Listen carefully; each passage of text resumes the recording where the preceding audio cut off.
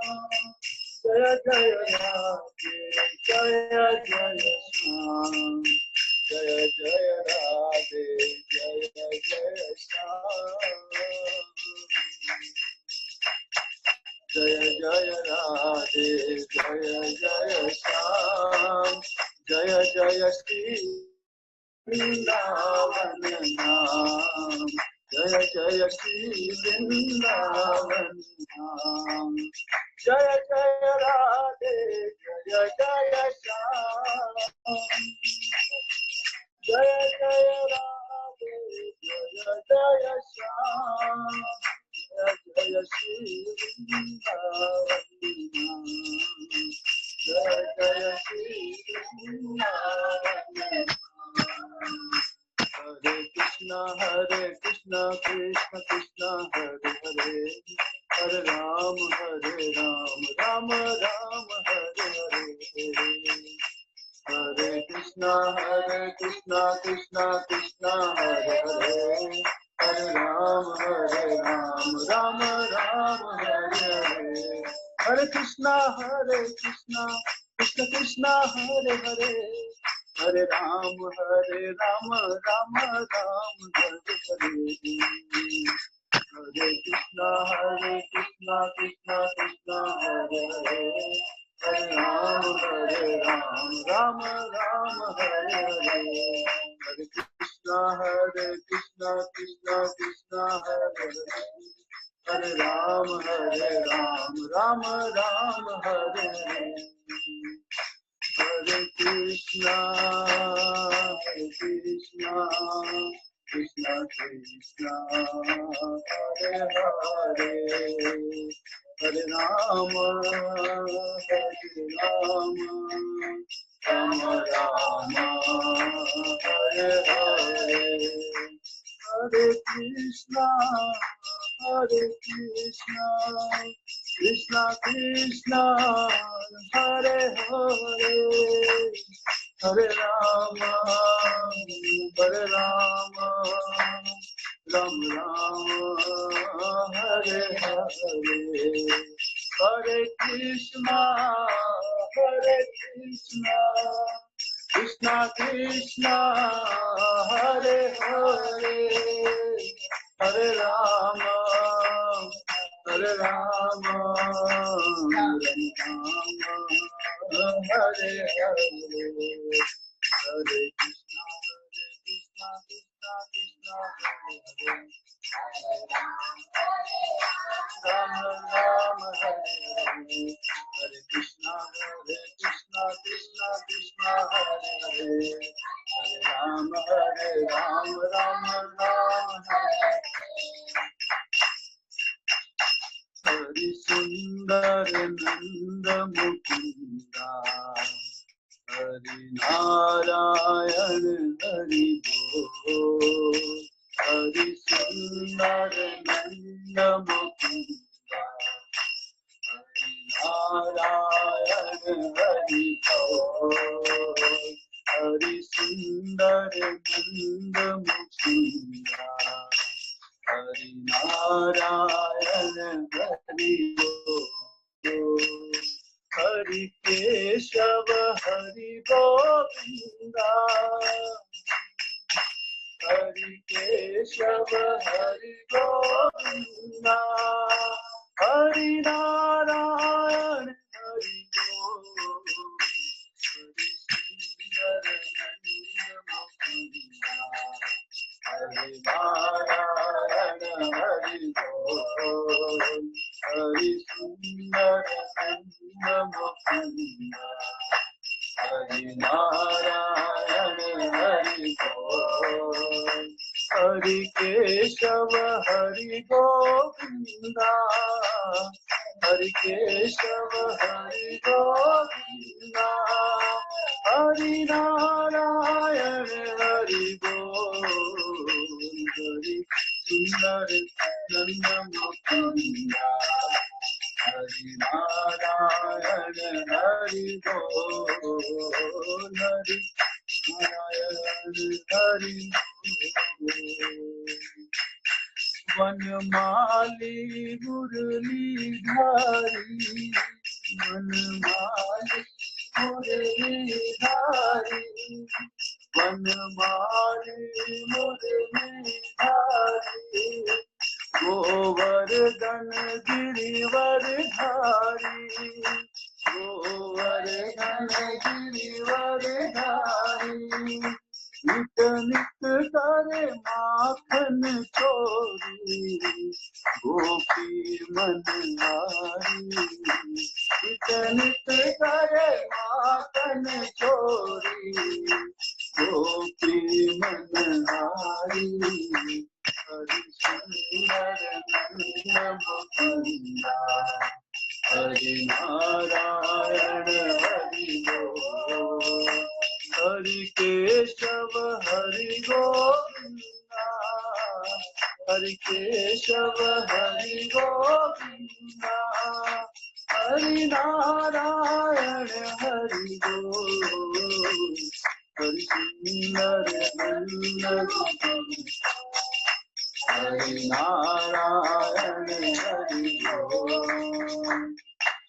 आओ रे आना रे गोकुल के प्यारे, आओ रे आना रे गोकुल के प्यारे, आओ रे नाचो रे रात रचाओ रे, हरि सुंदर नंद मुकुंदा, हरि नारायण हरि बोल, हरि सुंदर नंद मुकुंदा, हरि नारायण हरि बोल, हरि केशव हरि गोविंदा, हरि केशव हरि गोविंदा, हरि नारायण हरि बोल, हरि सुंदर मुकुंदा, हरि नारायण हरि बोल, हरि सुंदर मुकुंदा, हरि नारायण हरि बोल। जय राधा गोविंद राधा गोविंद राधे, जय राधा गोविंद राधा गोविंद राधे, जय राधा गोविंद राधा गोविंद राधे, जय राधा श्याम सुंदर राधा श्याम सुंदर राधे, जय राधा श्याम सुंदर राधा श्याम सुंदर राधे, श्रीला प्रभुपाद जाने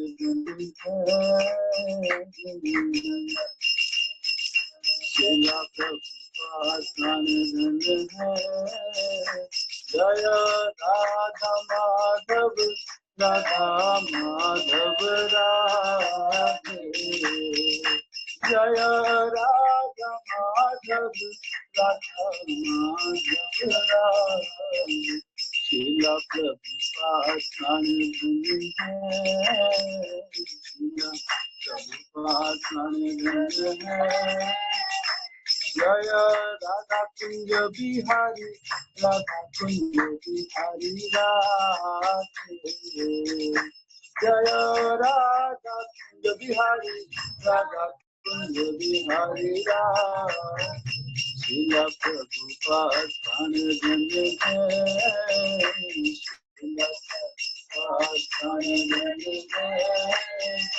जय राधा श्याम सुंदर राधा श्याम सुंदर राधे, जय राधा श्याम सुंदर राधा श्याम सुंदर राधे, जय राधा गोपीनाथ राधा गोपीनाथ राधे, जय राधा गोपीनाथ राधा गोपीनाथ राधे, श्रीला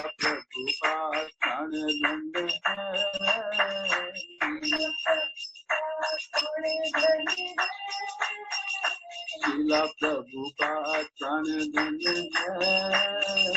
जय राधा गोकुलानंदन राधा गोकुलानंदन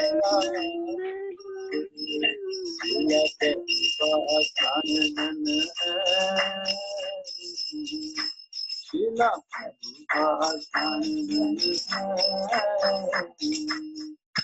जय गौरनिताय गौरनिताय जय गौरनिताय गौरनिताय गौरनिताय जय गौरनिताय जय जगन्नाथ जय जगन्नाथ जय बलदेवा जय सुभद्रा जय जगन्नाथ जय जगन्नाथ जय बलदेवा जय सुभद्रा जय जय प्रभुपाद प्रभुपाद जय जय प्रभुपाद जय जय गुरुदेव गुरुदेव गुरुदेव जय जय गुरुदेव जय बोल हरि बोल हरि बोल हरि बोल और हरि जय बोल हरि बोल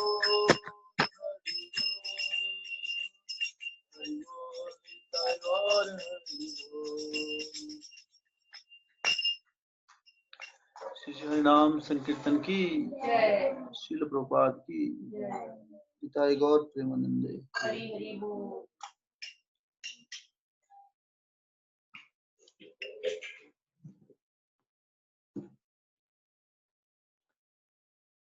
ओम नमो भगवते वासुदेवाय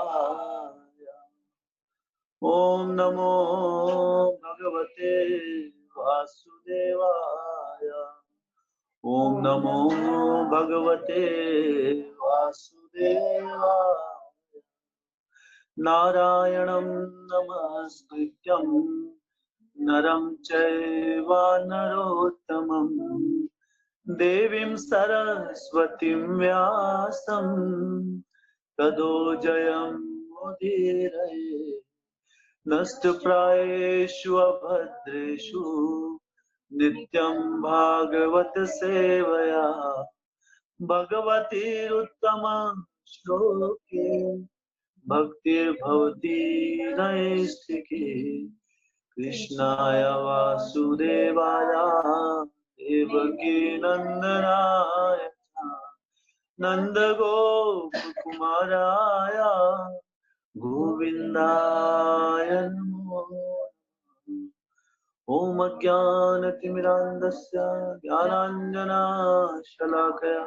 चक्षुरुन्मिलितं येन तस्मै श्रीगुरुवे नमः श्रीचैतन्य मनोभीष्टं स्थापितं येन भूतले स्वयं रूपा कदा मह्यं ददाति स्वापदान्तिकम् वन्देऽहं श्रीगुरो श्रीयुतापदकमलं श्रीगुरोन् वैष्णवांश्च श्रीरूपं साग्रजातं सहगना रघुनाथान्वितं तं सजीवं साद्वैतं सावधूतं परिजनासहितं कृष्ण चैतन्य देवं श्रीराधा कृष्ण पादान् सहगना ललिता श्री विशाखान्वितं नमो विष्णुपादाय कृष्णप्रेष्ठाय भूतले श्रीमते भक्तिवेदांत स्वामी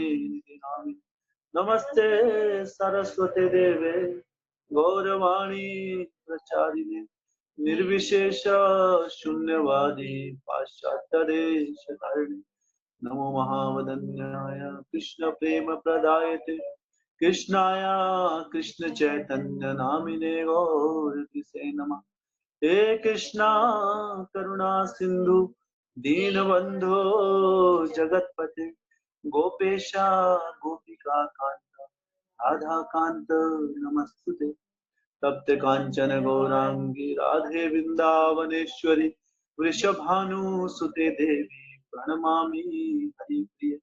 वाञ्छाकल्पातरुभ्यश्च कृपा सिन्धुभ्य एव च पतितानां पावनेभ्यो वैष्णवेभ्यो नमो नमः। जय श्री कृष्ण चैतन्य प्रभु नित्यानंद श्री अद्वैता गदाधर शिवासादि गौर भक्तवृंदा। हरे कृष्णा कृष्णा कृष्णा हरे राम राम राम हरे हरे। हरे कृष्णा कृष्णा कृष्णा हरे हरे। हरे राम राम राम हरे हरे। हरे कृष्णा कृष्णा कृष्णा हरे हरे। हरे राम राम राम हरे हरे।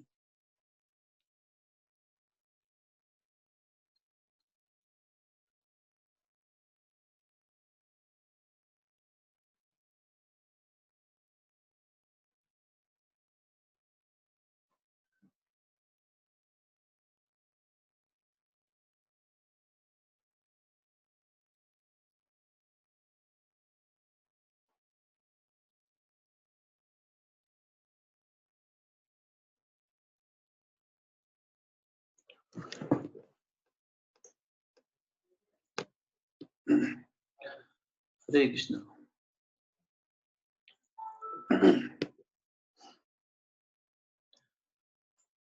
तो श्रीमद् भागवतम के प्रथम स्कंद के तीसरे अध्याय पर हम चर्चा कर रहे हैं कि भगवान श्री कृष्ण सभी अवतारों के अवतारी हैं। तो भगवान के विभिन्न अवतारों का वर्णन यहाँ पर श्रीमद् भागवतम में बताया गया है। तो जो पहले उनके अवतार थे, जो कि शक्ति वेश अवतार 4 कुमारों के रूप में, तो वो हमने पढ़ा। उसके बाद विस्तारित चर्चा में तो भगवान श्री कृष्ण, भगवान श्री नारायण अपने जो 2 उनके जो दास थे जय और विजय, तो वो उन्हें वो कहते हैं अंत में कि ये तो मेरी लीला थी और मेरी ही लीला के कारण तुम्हें इन 4 कुमारों ने ऐसा शाप दिया, लेकिन तुम हमेशा याद रखना क्योंकि तुम मेरे अनन्य भक्त हो, इसलिए मैं तुम्हें वरदान देता हूं कि तुम इन राक्षस योनियों में जाओगे, हाँ, और बहुत जल्दी ही फिर से अब मेरे धाम वैकुंठ धाम में तुम्हारी वापसी हो जाएगी और तुम मुझे नहीं भूलोगे कभी।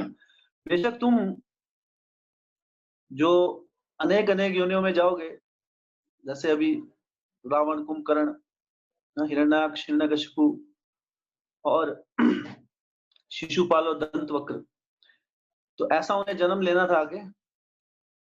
तो उन्होंने कहा लेकिन तो जिस प्रकार तो भगवान के जो भक्त हैं वो भगवान की योग माया शक्ति के अंतर्गत आते हैं। योग माया शक्ति जो है वो भगवान की सेवाओं को पूर्ण करने के लिए भक्तों को अपने अंतर्गत रखती है। तो भगवान की जो सेवा है, जब व्यक्ति महामाया में होता है तब वो अपने भौतिक शरीर की सेवा करता है, अपनी इच्छाओं की सेवा करता है। लेकिन जब व्यक्ति महामाया में भगवान की अंतरंग शक्ति के अंतर्गत होता है तब वो भगवान की जो सेवा है, भगवान की आज्ञानुसार वह विचरण करता है। तो भगवान ने कहा कि तुम अंत में तुम मुझे कभी नहीं भूलोगे। तो तुम देखो जितने भी राक्षस थे, बेशक भगवान उनकी जो लीला थी इस प्रकार, जैसे एक स्टेज पे एक एक्टर है ना अभिनय करता है, तो बेशक वो क्रोध से भगवान को याद करते थे लेकिन भगवान को कभी भूलते नहीं थे। हाँ, जैसे रावण और कुंभकर्ण, तो रावण हमेशा हमेशा वो भगवान श्री राम का स्मरण करता रहता था, है ना। उसी वो भी हमेशा भगवान श्री कृष्ण का स्मरण करता रहता था, हाँ, क्रोध पूर्वक, लेकिन स्मरण नहीं छूटता था उनसे। हाँ, और अंत काले च माम एमा स्मरण, हाँ, एवं कलेवरम, भगवान कहते हैं कि जो अंत काल में मेरा स्मरण करता है वो मेरे धाम में उसे प्राप्ति होती है। तो अंत काल में जब ये सारे ये जो जय विजयों का जो पतन हुआ, तो उसी समय जब ये शाप मिला उन्हें, तो जो कश्यप मुनि थे, कश्यप मुनि कौन है? वो जो देवी देवताओं के पिता, और उनकी माता है दीति अदिति, दो। तो कश्यप मुनि की दो पत्नियां, कश्यप मुनि की दरअसल 14 पत्नियां हैं। जो इनके जो पिता थे दक्ष, दक्ष ने अपनी 14 पुत्रियों का विवाह कश्यप मुनि के साथ किया था। तो उसमें से जो 13 पत्नियां थी, उनके पास तो पुत्रों की प्राप्ति हो गई थी उन्हें, लेकिन दीति के पास कोई पुत्र नहीं था। तो एक बार अकस्मात दीति के हृदय में बहुत तीव्रता से पुत्र प्राप्ति की इच्छा जागृत हुई, और उन्होंने कश्यप मुनि से आग्रह किया कि मुझे पुत्र की प्राप्ति, जैसे मेरी सभी जितने भी सौतन हैं उनके पास, सबके पास तो सभी पुत्र लाभ को प्राप्त हो चुकी हैं, लेकिन मेरे पास अभी पुत्र नहीं है। तो कश्यप मुनि ने कहा उस समय कि हे देवी दीति, ये जो समय है अभी पुत्र प्राप्ति के लिए अनुकूल नहीं है, इसलिए बस कुछ ही क्षणों की, कुछ समय की बात है, जब समय अनुकूल हो जाएगा, शुभ हो जाएगा, उस समय ये जो पुत्र प्राप्ति के लिए जो, उसके लिए हम कोशिश करेंगे। तो लेकिन जो थी भगवान की एक माया थी, तो जो कामदेव थे उन्होंने उनके ऊपर अपना जो तीर था उनके हृदय को भेद दिया था उससे, और उन्होंने कश्यप मुनि की बात नहीं मानी, सुना। तो कश्यप मुनि ने कहा ये समय अभी उचित नहीं है, बहुत अशुभ समय है। दरअसल पहले युग में शुभ और अशुभ को बहुत ध्यान पूर्वक समझा जाता था, बहुत ध्यान से ये चीजें ध्यान में रखी जाती थी कि कब शुभ मुहूर्त है, कब अशुभ है, और उसके अनुसार ही सब कुछ सारे के सारे क्रियाकलाप किए जाते थे। जब बच्चे की भी उत्पत्ति होती तो उससे पहले गर्भाधान संस्कार होता था, भगवान के नामों का स्मरण किया जाता था। लेकिन कलयुग में व्यक्ति क्या है, कलो शूद्र संभवा, कलयुग में शूद्र पैदा होता है व्यक्ति, किसी को संस्कारों के बारे में नहीं पता है। स्त्री और पुरुष एक दूसरे के संग में आते हैं सिर्फ अपनी वासनाओं को ध्यान में रखते हुए, और कोई उनका ऊपरी हाई भगवान की सेवा शास्त्रोचित जो जितने संस्कार बताए गए हैं उन संस्कारों को अपने जीवन में नहीं अपनाते। इसलिए जब हम संस्कार नहीं अपनाते तो जब संतान की उत्पत्ति होती है उसमें भी अनेक अनेक प्रकार के फिर अवगुण साथ में आते हैं।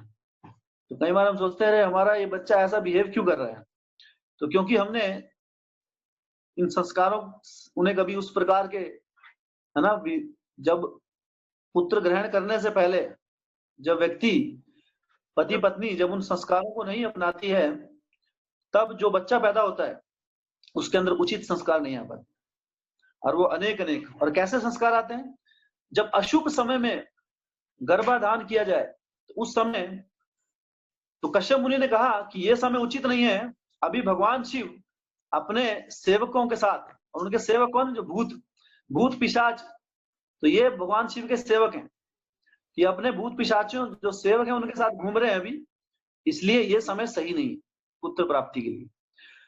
दरअसल ये बड़ा इंपॉर्टेंट सब्जेक्ट मैटर है। जो भगवान शिव हैं उनका नाम है भूतनाथ या भूतेश्वर महादेव उन्होंने कहा जाता है। दरअसल जो व्यक्ति आत्महत्या कर लेते हैं, है ना, आत्महत्या के, दरअसल ये जो शरीर है, इस शरीर की एक समय अवधि है। जब हम इस जगत में आते हैं तो भगवान ने हमें कुछ सांसें प्रदान की हैं, तो हमें इस शरीर की हत्या करने का, आत्महत्या करने का कोई अधिकार नहीं। लेकिन अगर कोई व्यक्ति आत्महत्या कर लेता है तो उसे अगला जन्म, अगला शरीर नहीं मिल पाता है, और वह भूत और पिशाचों की योनियों में भटकता रहता है। उसी प्रकार आत्महत्या सिर्फ ये नहीं है कि फांसी लगा ली है, अगर कोई अनेक अनेक नशा करने के बावजूद, नशा करके अपने शरीर को खत्म कर दे, तो वो भी इसी प्रकार की योनियों में भटकता है। तो इनका, तो भूत पिशाच जो है उनके अंदर भौतिक इच्छाएं तो होती हैं, सारी इंद्रियां सब कुछ है, लेकिन शरीर नहीं होता है। उन भौतिक इच्छाओं को रूप देने के लिए उनके पास शरीर नहीं होता है, इसलिए ये जो सारे के सारे भूत पिशाच हैं भटकते रहते हैं। लेकिन भगवान शिव जो भोलेनाथ हैं, तो जिनका कोई नहीं है भोलेनाथ उनका ध्यान है, तो भोलेनाथ सभी भूतों के नाथ जो हैं वो उन्हें अपनी शरण देते हैं, और जब कोई स्त्री पुरुष ऐसे अशुभ समय में संग करता है तो उस समय वो भगवान शिव उनको किसी एक भूत को भेज देते हैं कि जाओ अभी उसके गर्भ से जन्म लो। तो कई बार हम सोचते हैं अरे कैसा बच्चा पैदा होगा, दरअसल वो भूत प्रेत होते हैं पिछले जन्म के। तो भगवान शिव उन्हें भेज देते हैं, है ना, यहाँ पर आने के लिए। और फिर वो अपने, तो इसलिए दरअसल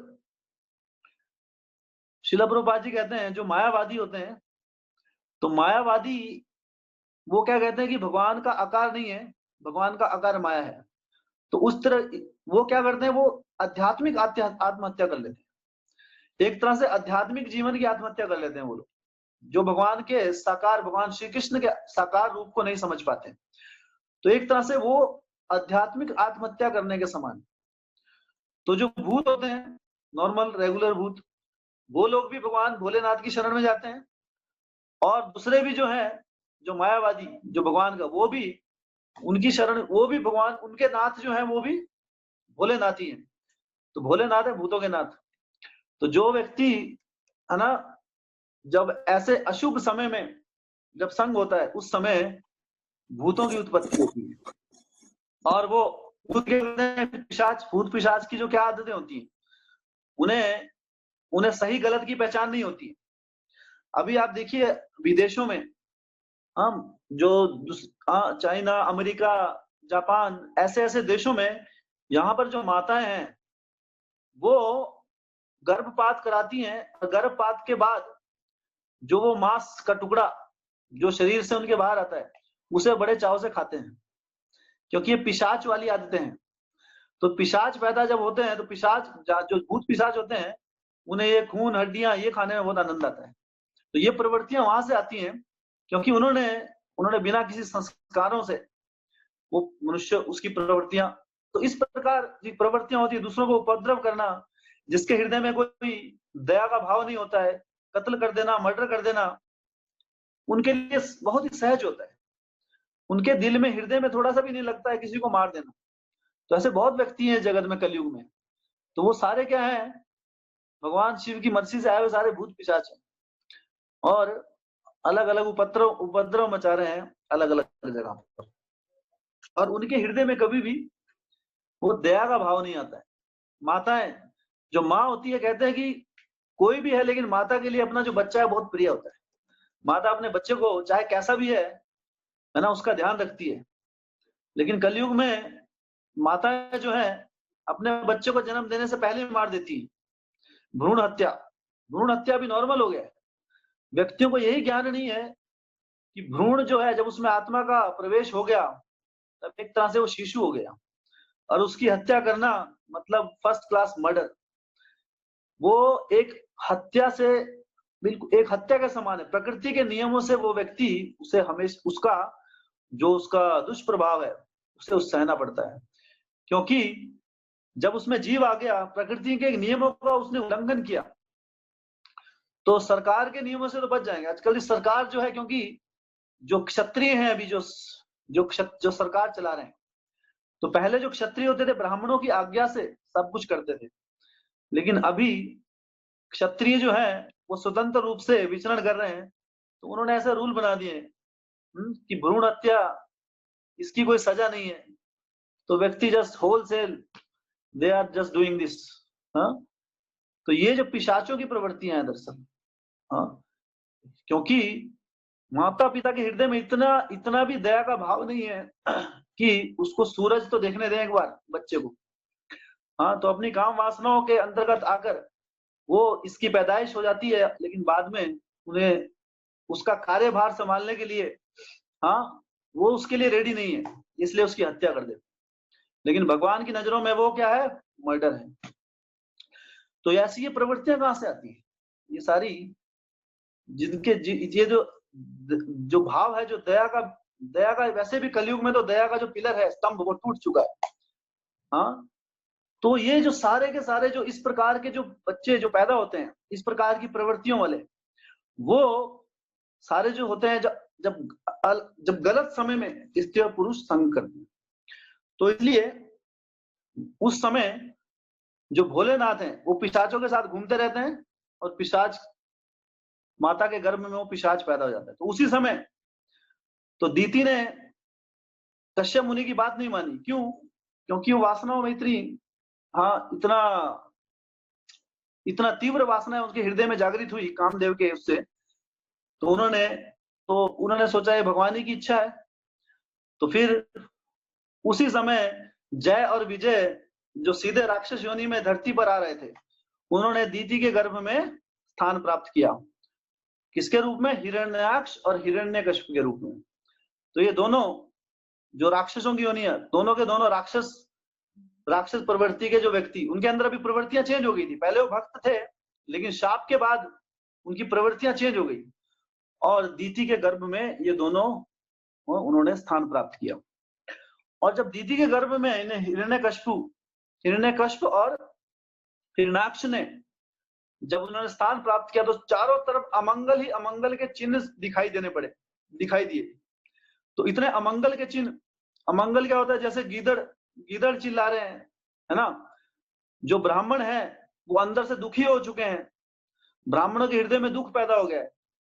और जो चोर कपटी व्यक्ति हैं वो उल्लास से भर गए हैं। तो ऐसे से ऐसे चिन्ह दिखाई दिए, अनेकों अनेक सारे अपशकुन दिखाई देने लगे।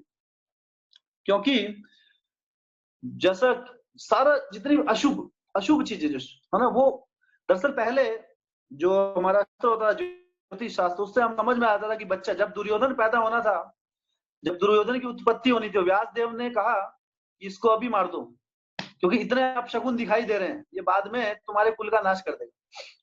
लेकिन मंदोदरी और धृतराष्ट्र ने पुत्र मोह में ऐसा नहीं होने दिया और बाद में पूरे कुल का नाश हो गया। तो ये चिन्ह है ना। लेकिन कलयुग में क्या है, व्यक्ति शुभ अशुभ अच्छा बुरा कुछ नहीं जानता है। इसलिए चैतन्य महाप्रभु आ गए, उन्होंने कहा कि तुम लोगों की बुद्धि नहीं है अभी ये समझने की, इसलिए हरि नाम करो, हरे कृष्णा कृष्ण कृष्ण हरे हरे, हरे राम राम राम हरे हरे। ये शुभ अशुभ अच्छा बुरा सब त्याग कर भगवान श्री हरि के नाम का एकमात्र श्रवण कीर्तन करो, तो तुम्हें किसी भी प्रकार के नियमों के पालन करने की आवश्यकता नहीं है। क्योंकि कलयुग के लोगों में वो क्षमता ही नहीं है कि अलग अलग नियमों का पालन वो कर सकें। तो इसलिए हरि नाम जो है, लेकिन हरि नाम को कैसे करना है? उसके बल पर पाप नहीं करना है कि हरि नाम जब कर हम पाप का निवारण कर देंगे, फिर वो अपराध हो जाएगा। नाम नो बलाद यस्य ही पाप बुद्धि ना तस्य विद्ये थे यमेर ही शुद्धि। उसको कभी शुद्धि नहीं मिलती उस हरि नाम से। तो हरि नाम जो है वो क्या है? नाम संकीर्तनम यस्य सर्व पाप प्रणाशनम। ये सारे के सारे हमारे जो कलमश हैं, पाप है, उसका नाश कर देता है। जहां पर भगवान का नाम जपा जाता है वो पूर्ण रूप से पवित्र हो जाती है जगह। भगवान के नाम का स्मरण मात्र से वहां पर सब कुछ शुभ हो जाता है।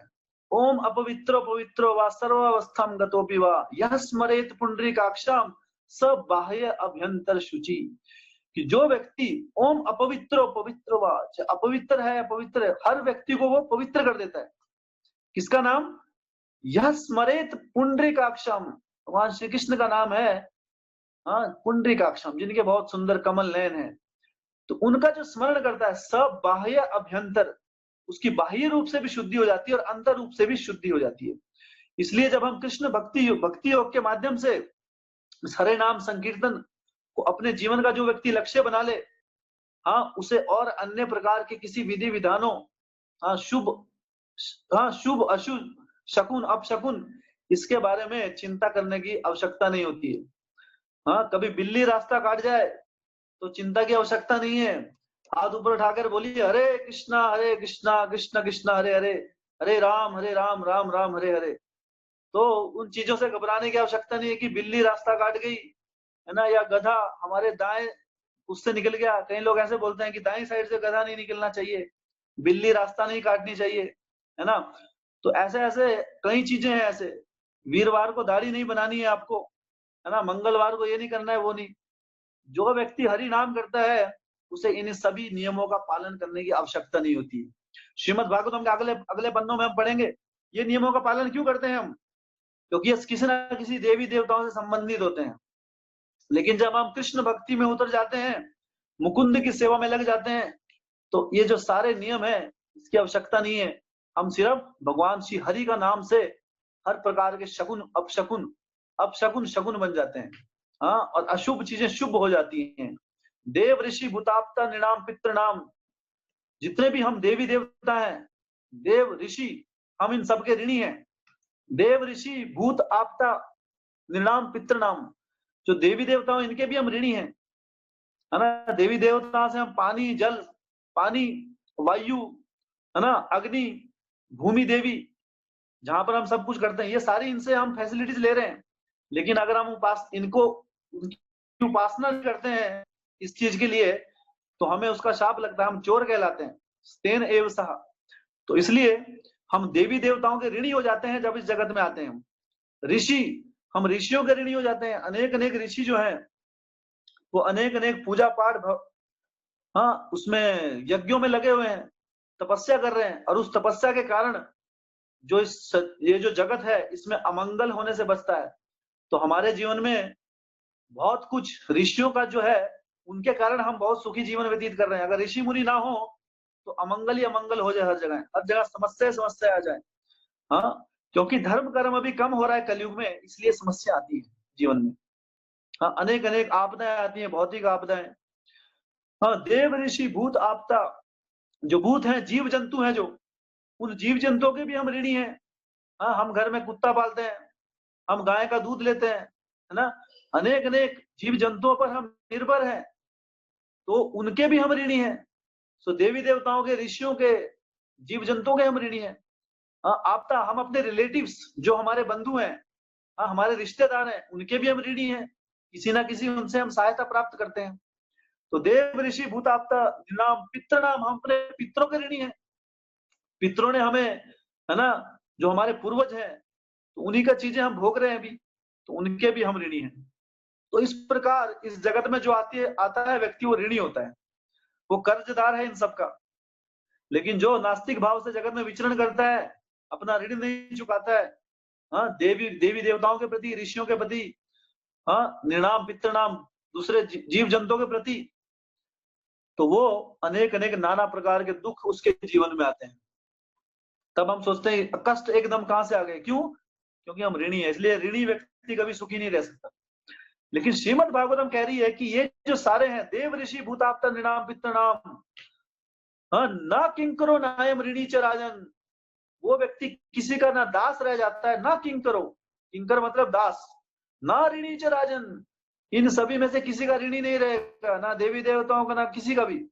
हाँ, सर्वात्मना यह शरणम शारण्यम, जो सर्वात्मना, सर्वात्मना मतलब पूर्ण हृदय से, सर्व आत्मा, पूरी आत्मा से, शरणम शारण्यम, जो शरण लेता है शारण्यम की। शारण्यम कौन है? भगवान श्री कृष्ण, एकला ईश्वर कृष्ण आर सब भृत्या। हाँ, तो शरणम शारण्यम, शारण्यम मतलब जो शरण दे सके। तो श्रीमद् भागवत में बता रही है कि जो सर्वात्मना, पूरे हृदय से भगवान श्री कृष्ण की शरण ले लेता है, मुकुंद की, गतो मुकुंदम परिहत्य कृतम, वो किसी भी प्रकार का ऋणी नहीं रह जाता। इसलिए उसे बाकी कुछ शुभ अशुभ चीजों का ध्यान रखने की आवश्यकता नहीं होती है। आप मंदिर में जाइए, मंदिर में भगवान की सेवा होती है, वहां के जो पुजारी हैं वो नित्य पूर्ण रूप से अपने आप को शुद्ध रखते हैं। वो सोम मंगल बुधवार वीरवार नहीं देखते हैं, हाँ, कि आपको दाढ़ी नहीं, उनके लिए क्या है? शुद्ध रहना है वहां पे। और शुद्ध, क्योंकि उन्हें मालूम है, श्रीमद् भागवतम का की आज्ञा है कि अगर आप भगवान श्री कृष्ण की सेवा में लगे हैं तो हमें अनेक अनेक, इतने, दरअसल इतने नियम है, इतने नियम तो व्यक्ति कभी जीवन में जानता ही नहीं है, पालन करना तो छोड़ो, अगर वो भक्ति में नहीं आएगा। लेकिन भगवान श्री कृष्ण की भक्ति में आने के बाद, हाँ, हम सब प्रकार के ऋणों से मुक्त हो जाते हैं। और इस भगवान की शरण कैसे लेंगे हम? कलयुग में शरण लेने का जो माध्यम है, हरे नाम हरे नाम हरे नाम केवलम, कलौ नास्त्यव नास्त्यव नास्त्यव गतिरन्यथा, गतो मुकुंदम परिहत्य कृतम, इन चीजों का हम त्याग भी दें, हाँ, शुभ अशुभ चीजों का, तो क्या है, हम तब भी, क्योंकि हम ऋणी नहीं रह जाते। हाँ, गोस्वामी यहाँ पर परीक्षित महाराज को बता रहे हैं। तो इसलिए कलयुग में, कलयुग का एकमात्र धर्म है, लोगों को शुभ अशुभ का पता ही नहीं है। शुभ अशुभ की भी अपनी परिभाषा है, जो अपने आप को अच्छा लगता है वो शुभ है। हाँ, जैसे कई बार किसी को शादी करवानी होती है तो कुंडली दिखाने के लिए जाते हैं, तो पंडित जी कहते हैं ये अशुभ है। अब बोलते हैं अरे मेरे पास तो समय अभी है, कौन से अभी आया हूँ, अभी छुट्टी मिली है, तो अभी शुभ कराओ। तो पंडित जी कहते हैं कि ठीक है, थोड़ा देखते हैं, इधर उधर करते हैं, थोड़ा सेटलमेंट, ये लो हो गया शुद्ध आपका, आपकी छुट्टी में शादी होगी। तो शुभ अशुभ व्यक्ति अपने हिसाब से बदल देता है। हाँ, तो कलयुग में जो नियम धर्म है वो बहुत ही बिगड़ चुका है। यहाँ के इवन जो ब्राह्मण भी हैं उन्हें भी शुभ अशुभ, कई बार ऐसा समस्या, ऐसी सी न्यूज आती है, एक व्यक्ति किसी की शादी हुई, बाद में शादी टूट गई, तो पता लगा, दूसरे पंडित जी को दिखाया, उन्होंने कहा इनकी तो कुंडलियां नहीं मिली है। तो एक पंडित जी कुंडली मिला देते हैं, दूसरी तुड़वा देते हैं, तो उसमें भी कॉम्पिटिशन। तो धर्म का क्या समझे हम, क्या सही क्या गलत है। कलयुग में सब कुछ उथल पुथल हो चुका है। इसलिए भगवान कहते हैं सर्वधर्मान परित्यज्य, इन धर्मों के पीछे मत भागो, आपको समझ नहीं आएगा। कलयुग के व्यक्ति के लिए ये धर्म समझने के दूर है। क्यों? कलयुग में अब योग्यता बहुत कम हो गई है। हाँ, ब्राह्मण, योग्य ब्राह्मण बहुत कम रह गए हैं। इसलिए सही ज्ञान देने वाला, है ना, जो इन नियम से शुभ अशुभ का जो हमें बता सके, वो बहुत, इसलिए एक कलयुग में हरे नाम केवलम, हाँ, कलो तद हरि कीर्तनात्, हर युग के लिए अलग अलग धर्म होता है। हाँ, कृतय अध्याय तो विष्णु त्रेतायाम यजतो मखई, हाँ, द्वापरे परिचर्या नाम कलो तद हरि कीर्तनात्। तो युग में एकमात्र जो धर्म है हरि के नाम का कीर्तन। तो जब हम इस हरि नाम संकीर्तन में पूर्ण रूप से भाग लेते हैं, तब व्यक्ति को किसी प्रकार की चिंता करने की आवश्यकता नहीं है इन चीजों के लिए। श्रद्धा शब्दे विश्वास को दृढ़ निश्चय, कृष्ण भक्ति कोयले सर्व कर्म कृत, कि भगवान श्री कृष्ण की भक्ति करने से हमारे सारे के सारे जो कर्म है कृत हो जाते हैं, सफल हो जाते हैं। हमें अन्य नाना प्रकार की चीजों की सोचने की आवश्यकता नहीं होती। क्योंकि कलयुग में, लेकिन पहले युग में, सतयुग में, उस समय जब युग धर्म हरि नाम संकीर्तन नहीं था, उस समय शुभ अशुभ ये चीजों का ध्यान रखना आवश्यक था। लेकिन कलयुग में सोचिए कितनी बड़ी फैसिलिटी है हमारे पास। हाँ, कलेर दोषो निधे राजन अस्थि हो एक महान गुण, कीर्तनादेव कृष्ण से मुक्त संग प्रव्रजित। भगवान श्री कृष्ण के एकमात्र कीर्तन से व्यक्ति मुक्त हो जाता है इन बंधनों से। इसलिए भगवान श्री कृष्ण की भक्ति तो सर्वोपरि, श्रीमद् भागवतम के शुरुआत में, मध्य में और अंत में भगवान के हरि नाम को ही सर्वोच्चता प्रदान की गई है। तो हिरण्यकश्यप और हिरण्याक्ष, उनका जन्म हुआ, और जन्म से ये बहुत ही शक्तिशाली थे। हाँ, इतने शक्तिशाली थे कि सारे के सारे, उन्होंने अनेक अनेक तपस्या की, अनेक अनेक तपस्याओं के बाद उन्होंने अनेक अनेक शक्तियां अर्जित की, और शक्तियां अर्जन करने के बाद वो इतने शक्तिशाली हो गए कि जितने भी देवी देवता थे, देवी देवता उनका नाम का स्मरण करने से भी डरते थे। अगर हिरण्यकश्यप एक बार ऊपर देख लेता था स्वर्ग लोक की तरफ, तो सारे के सारे जितने देवी देवता थे वो उनसे कांपते थे, और जो उन्हें चाहिए वो प्रदान करते थे। हाँ, सर्दी के समय में जो वो मौसम, क्योंकि सारे देवी देवता हैं, ये सारे जितने भी हमारे मौसम हैं, जितनी प्रकृति के बाकी नियम है, इसका जो संचालन है वो देवी देवता करते हैं। तो हिरण्यकश्यप ने सारे देवी देवताओं को वश में कर, तो इसलिए देवी देवता भी देखो राक्षसों के वश में आ जाते हैं। तो देवी देवता खुद भी मुक्त नहीं है। हिरण्यकश्यप एक राक्षस था, उसने देवी देवताओं को वश में कर लिया। इसलिए जब हम देवी देवताओं की शरण में जाते हैं तो वो खुद भी किसी के वश में आ जाते हैं, तो वो हमें इस जगत के बंधन से मुक्त कराने में सक्षम नहीं है। इसलिए गतो मुकुंदम परिहत्य कृतम, मुकुंद भगवान श्री कृष्ण की शरणम शरण्यम एक ही व्यक्ति है, वो है वासुदेव। वासुदेव परागति, वासुदेव ही हमारी गति है। तो जब ये इतना उपद्रव मचा, तो सब नाना प्रकार के जितने भी देवी देवताओं, है ना, इस जगत में जितने भी जीव थे, सब प्राणी उनसे दुखी हो गए, और सब लोग एक ही त्राहिमाम कि अब इन दो दुष्टों से कैसे बचा जाए। तो हिरण्यकश्यप जो थे वो बड़े भाई थे, और हिरण्याक्ष वो छोटे भाई थे। तो छोटा भाई नॉर्मली बड़े भाई का तो आज्ञाकारी शिष्य होता है, वो अपने बड़े भाई के लिए, उसकी प्रसन्नता के लिए वो कार्य करता था।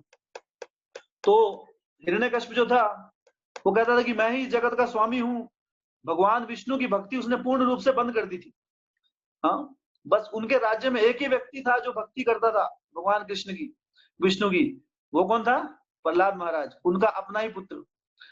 तो हिरण्याक्ष जो था वो अपनी बड़ी गदा लेकर पूरे ब्रह्मांड में विचरण करता रहता था, और सारी की सारी जो पृथ्वी थी, उस पृथ्वी से सारा का सारा सोना उसने निकाल लिया। तो जो सोना होता है, दरअसल सोना क्या है, जितना भी जो धन दौलत है उसको हम सोने से प्रतिष्ठित करते हैं, लेकिन जब सोना, ये जब पृथ्वी को खोद खोद कर उसने सारा सोना निकाल दिया, तो पृथ्वी का जो बैलेंस था, हाँ, उसका संतुलन बिगड़ गया। और संतुलन बिगड़ने के कारण वो गर्भों तक सागर में जाकर पृथ्वी डूब गई।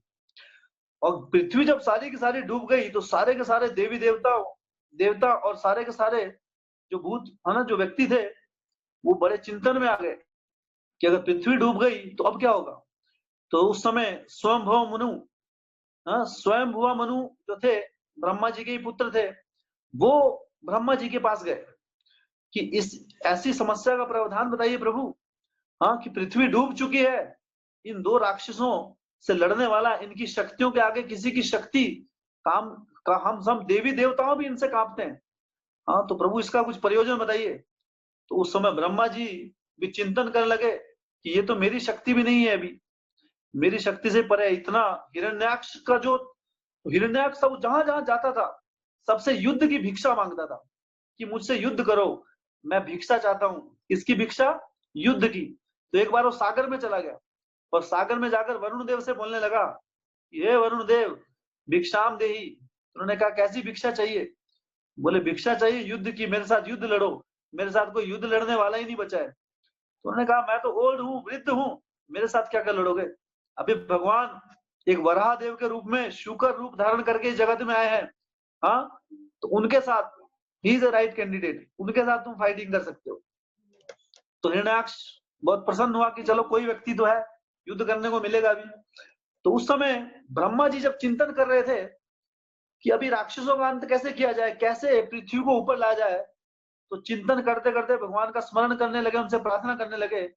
तभी उनकी नासिका से एक एक जीव निकला, और वो जीव निकलकर सीधा, हाँ, पूरा आकाश में चला गया। तो सब समझ नहीं पाए क्या है, ये कौन, क्या चीज आ गई। तो वो धीरे धीरे वो जीव बड़ा होता रहा। जैसे वो बड़ा होने लगा तो सबको फिर प्रदर्शित हुआ, देखा गया कि ये जीव जो है ये एक शूकर का रूप है। शूकर जो क्या होता है, हाँ, शूकर आपने देखा होगा, जैसे शहरों में होते हैं जंगली सुअर, लेकिन जो, सॉरी, शहरों में शहरी वाले सुअर, लेकिन उनके दांत नहीं होते हैं। लेकिन जो जंगल में शूकर होता है उन्हीं की फैमिली का होता है, उसके दांत होते हैं यहाँ पे, उसे कहते हैं शूकर। तो भगवान जो है, देखिए शूकर कोई बहुत अच्छा जानवर नहीं है, कोई और होता घोड़ा, है ना, जैसे घोड़ा बड़ा सुंदर होता है ना, इवन हाथी उसके बच्चे भी ठीक है, लेकिन शूकर, लेकिन जब भगवान की इच्छा होती है तो कैसे भी, लेकिन भगवान जब शूकर के रूप में आते हैं तो अत्यंत सुंदर थे। उनकी सुंदरता देखकर, और वो जो शूकर रूप जो उनकी नासिका से निकले, वो इतने बड़े हो गए, पूरे ब्रह्मांड, उन्होंने पूरा आकाश को घेर लिया। और फिर भगवान ने बहुत जोर से एक दहाड़ लगाई, तो सारे देवी देवता समझ गए कि भगवान, हाँ, विष्णु ने अभी अवतरित होकर इस धरती को जो जो डूब चुकी है गर्भोदक सागर में, उसे निकालने के लिए वो आए हैं, धर्म संस्थापनार्थ है। और जो ये दुष्ट है हिरण्याक्ष, इसका वध करने के लिए वो उन्होंने ऐसा अवतार लिया है। तो सारे के सारे जो देवी देवता है भगवान की शूकर रूप में उनको देखकर, प्राप्त कर कर वो संतुष्ट हो गए, उनकी सुंदरता देखकर। दरअसल भगवान शूकर रूप में आके भी इतने सुंदर थे। तो भगवान चाहे किसी रूप में भी आए, उनका सौंदर्य अखिल है, वो अलग से दिखता है। हाँ, चाहे भगवान जो है उन्हें इस जगत की दृष्टि से हम नहीं देख सकते। तो भगवान जो है उस समय अनेक, इतना विशाल रूप उन्होंने धर लिया कि सारे के सारे फिर जितने भी देवी देवता थे वो समझ पाए कि ये भगवान विष्णु के अवतार हैं, वराहदेव। तो उन्होंने वहां पे पुष्प वर्षा शुरू की और भगवान को अनेक अनेक सुंदर श्लोकों से, हाँ, भगवान का की प्रशंसा की, उनका सम्मान किया। तो भगवान बहुत प्रसन्न हुए उनकी, अपने अपने भक्तों की, हाँ, उन्होंने प्रशंसा सुनी, उसे ग्रहण किया। और उसके बाद वराहदेव, उन्होंने बहुत जोर से दहाड़ लगाई और डुबकी लगाई गर्भोदक सागर में। गर्भोदक सागर दरअसल क्या है, ये पूरा ब्रह्मांड, आधा जो गर्भोदक्षाई विष्णु है, तो पूरी सृष्टि, आदि सृष्टि है, आधा का आधा जो ब्रह्मांड है वो गर्भाधान सागर में डूबा हुआ है। तो इतना विशाल सागर है वो। तो वराह देव ने शुकर रूप में उसमें छलांग लगाई। तो भागवतम बताती है उसमें कि उसने जब छलांग लगाई तो सागर मान लो जैसे दो भाग में बंट गया हो। तो दो भाग हो गए, डिवाइड हो गया जिस तरह।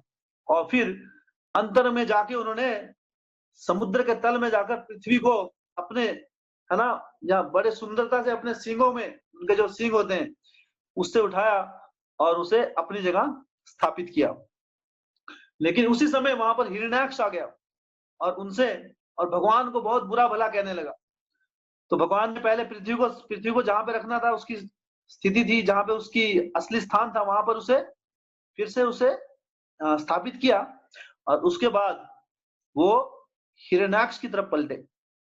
और हिरण्याक्ष देखकर पहले तो बहुत प्रसन्न हुआ कि चलो कोई व्यक्ति है लड़ने लायक मेरे साथ, क्योंकि उससे शक्तिशाली कोई नहीं था उस समय, इतनी शक्तिशाली था वो व्यक्ति।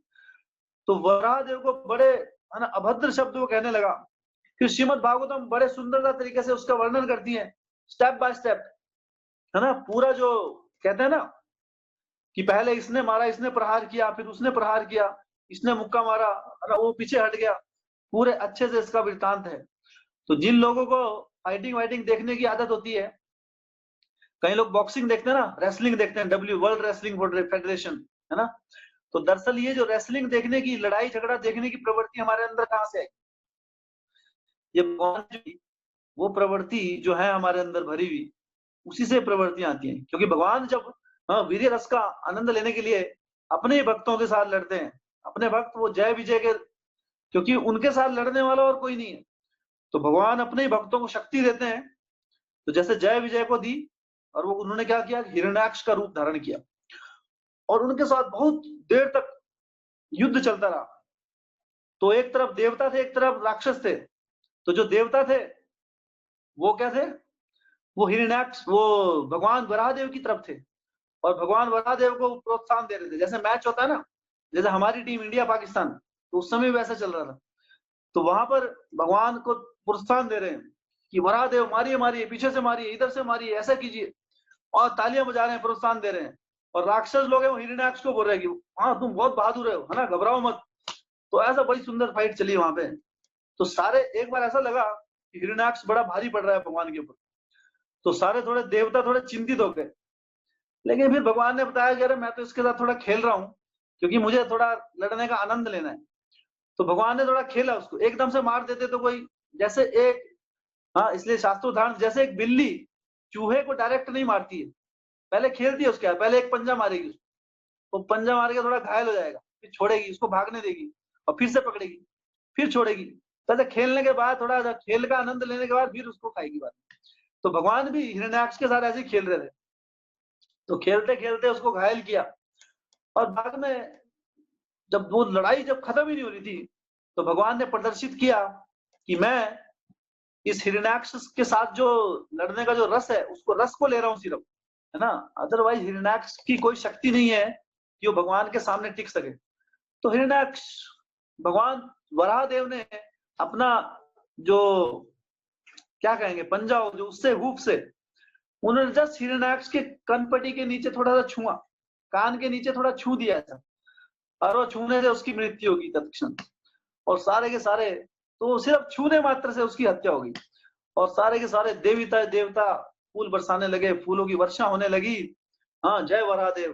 केशव देता शुकर रूपा, जय जगदीश हरे, जय जगदीश हरे, जय जगदीश हरे। आप सब लोग गाइए, केशव धृता शुकर रूपा, जय जगदीश हरे, जय जगदीश हरे, जय जगदीश हरे। केशव धृता शुकर रूपा, जय जगदीश हरे, जय जगदीश हरे, जय जगदीश हरे। श्री वराहदेव भगवान की जय। तो इस प्रकार भगवान वराहदेव ने हिरण्याक्ष का अंत किया। तो ये था भगवान का दूसरा अवतार, जो भगवान अनेक अनेक अवतार लेते हैं, पहले कुमारों के रूप में, फिर भगवान ने द्वितीयम तु भवायास्य रसातलागता महिम उद्धिश्युनुपादता यज्ञेश शोकरम वपु। तो शुकर रूप में भगवान ने जो अवतार लिया, द्वितीय अवतार, हाँ, वराह देव के रूप में, तो ये है भगवान का द्वितीय अवतार। तो जैसे इस अध्याय का जो नाम है भगवान के सभी अवतारों के अवतारी, तो ये आज हमने भगवान के दूसरे जो अवतार है उसके बारे में श्रवण किया। तो बहुत धन्यवाद सभी भक्तों। मेरा एक क्वेश्चन है प्रभु जी, कि जो हम ये हरे कृष्ण महामंत्र जो है, हाँ बोलिए। हेलो, हाँ बोलिए, सुन रहे हैं, बोलिए। ये जो हरे कृष्ण महामंत्र है, जो 16 अक्षर का महामंत्र है, इसका अर्थ थोड़ा प्रभु जी मैं समझना चाहूंगी, इसका अर्थ।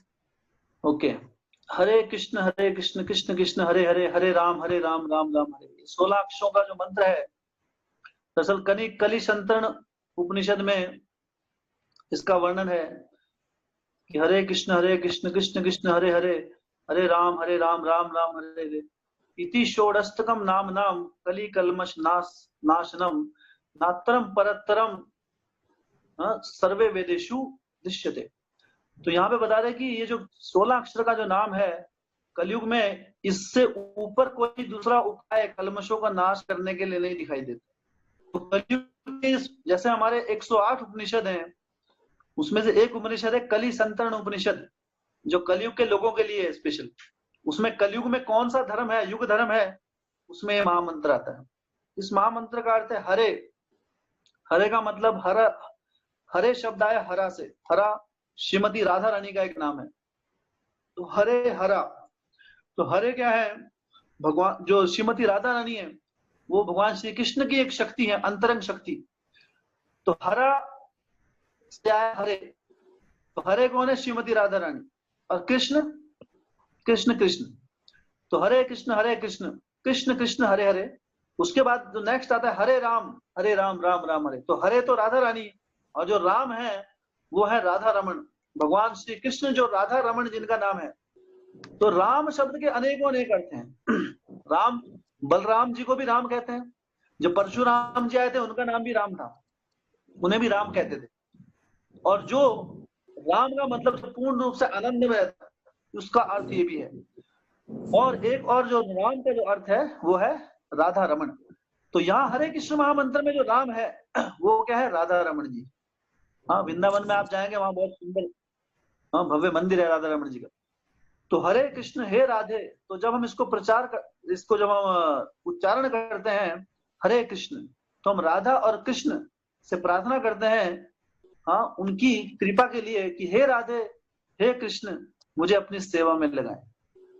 तो उनकी सेवा प्राप्ति के लिए ये महामंत्र है। क्योंकि जो भक्ति का जो लक्षण होता है वो क्या है, भक्ति जो लक्षण है उसको क्या है, अन्य अभिलाषिता शून्यम, कि सारी की जो अन्य अभिलाषा, जितनी भौतिक हमारी जो अभिलाषाएं और इच्छाएं होती हैं वो शून्य होनी चाहिए। हमारे हृदय में एक इच्छा होनी चाहिए, सम सिद्धिर हरि तोषणम, भगवान की प्रसन्नता के लिए। और भगवान से कभी भी हमें भौतिक लाभ की चेष्टा नहीं करनी चाहिए। जब भी हम भगवान के सामने आते हैं तो भगवान के साथ व्यापार नहीं करना चाहिए, है ना, कि मैं ये करूंगा आपके लिए, आप मेरे लिए इतना कर दो, आपके यहाँ रोज आऊंगा, मेरा ये काम कर देना। तो हम उन भगवान के साथ भी व्यापार करने लगते हैं। इसलिए शुद्ध भक्ति जो है उसमें व्यापार नहीं होता है। हाँ, जैसे बच्चे लोग जब जाते हैं एग्जाम के टाइम में भगवान के पास जाके फूल माला चढ़ाते हैं, पैसे चढ़ाते हैं कि प्रभु, है ना, पास करा दीजिए या बाकी काम करा दीजिए। लेकिन भक्ति है, भक्ति में भगवान से इस प्रकार की चीजें नहीं मांगी जाती, उसे शुद्ध भक्ति नहीं कहते हैं। इसलिए हरे कृष्ण महामंत्र है, यह है गोलोकेरा प्रेम धन हरि नाम संकीर्तन। भगवान श्री कृष्ण की कृपा गोलोक धाम से डायरेक्ट इस जगत में आया है, उस गोलोक धाम को पे हमें वापस ले जाने के लिए। और उस गोलोक धाम में कौन जा सकता है, जब हम बिना किसी अहेतु की, बिना किसी हेतु के भक्ति करते हैं।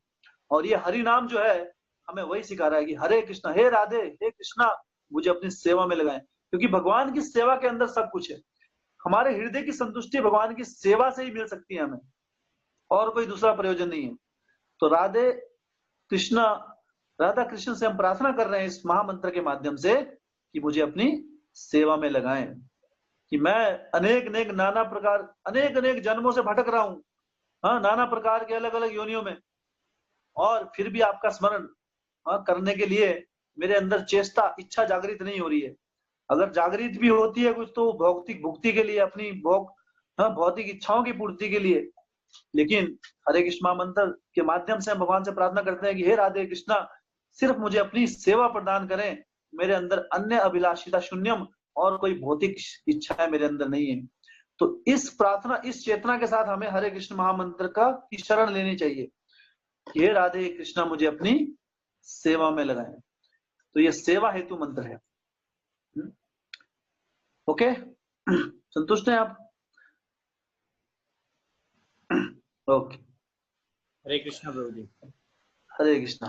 बहुत बहुत धन्यवाद। हरे कृष्णा प्रभु जी। एक और क्वेश्चन है शायद से LS5018 ये। ओके, हरे कृष्णा, किसी और का कोई प्रश्न है? प्रभु जी मेरे पास ना 2 प्रश्न आए हैं, मैं उनको लेना चाहूंगा।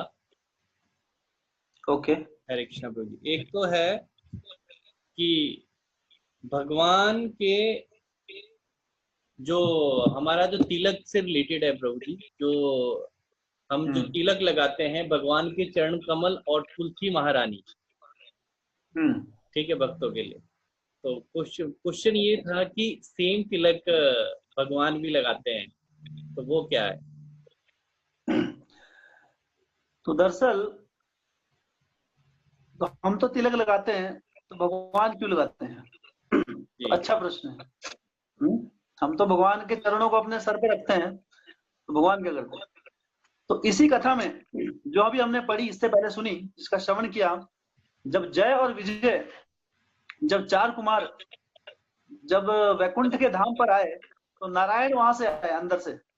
तो नारायण की दर्शन पाकर जय और विजय और 4 कुमार पूर्ण रूप से संतुष्ट हो गए, और उनके जो 4 कुमार थे, उनके हृदय से जो भगवान के प्रति निराकारवाद, जो भगवान को निराकार समझते थे, वो चेष्टा पूर्ण रूप से चली गई, और उन्हें इस बात का साक्षात्कार हुआ कि भगवान का साकार रूप है, और वो रूप ध्यान और रूप के माध्यम भक्ति, तो भक्ति को समझ पाए हो, और वो समझ पाए कि मुक्ति से बड़ी है भक्ति भगवान श्री कृष्ण की। तो उस समय भगवान ने कहा कि हे मेरे दासों, दरअसल जो मेरे जो चरण हैं, सभी मेरे चरणों के ध्यान के, उनकी एक झलक पाने के लिए, उसकी सेवा के लिए तत्पर रहते हैं। सारे देवी देवताओं, भूत आपदा, सारे गंधर्व, सब, हर व्यक्ति, हर प्राणी मेरे इन चरणों की सेवा के लिए तत्पर है। इन चरणों का एक दर्शन मात्र प्राप्त करना चाहते हैं।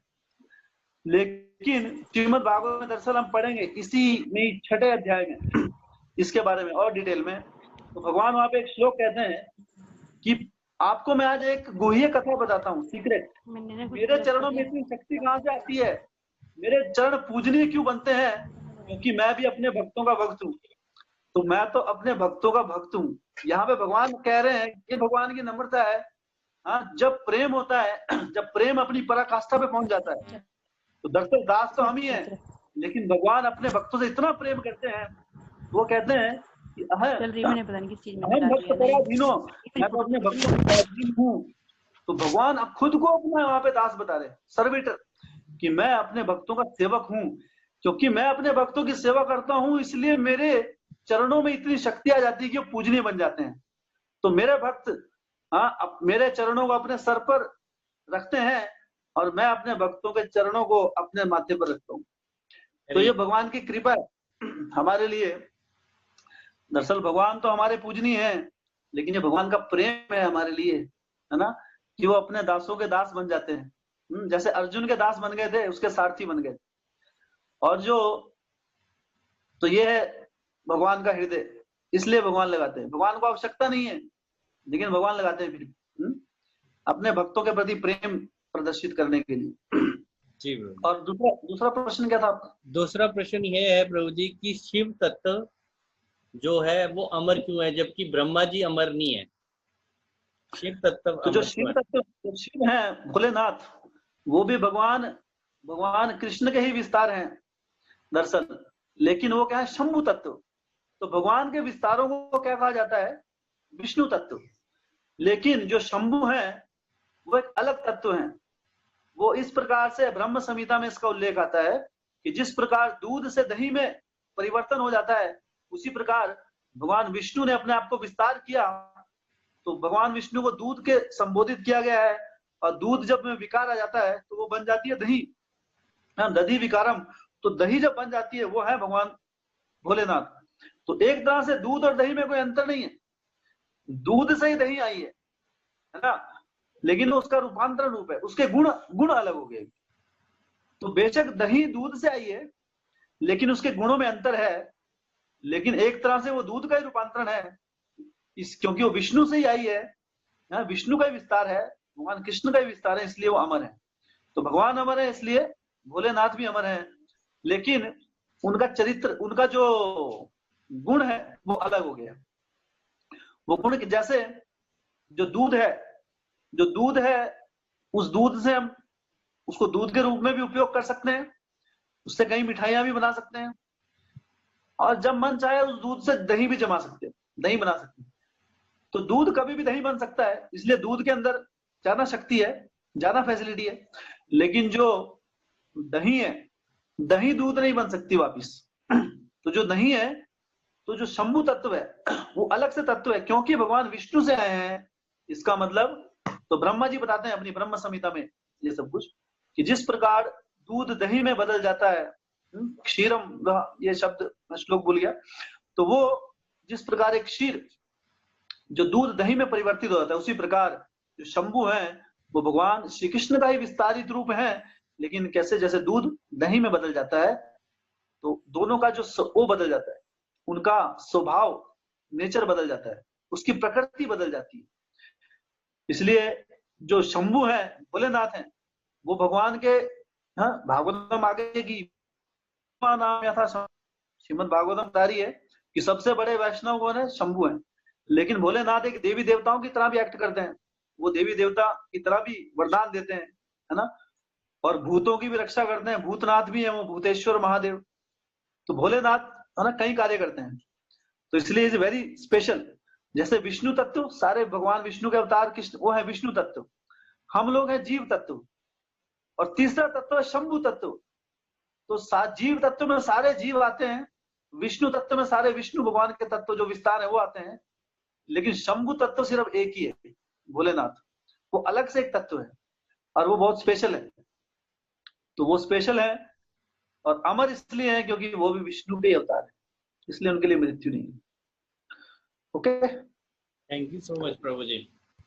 उम्मीद है भक्तों को प्रभु जी अच्छे से समझ में आ गया। तो बहुत बहुत धन्यवाद। ग्रंथराज श्रीमद भागवतम की जय।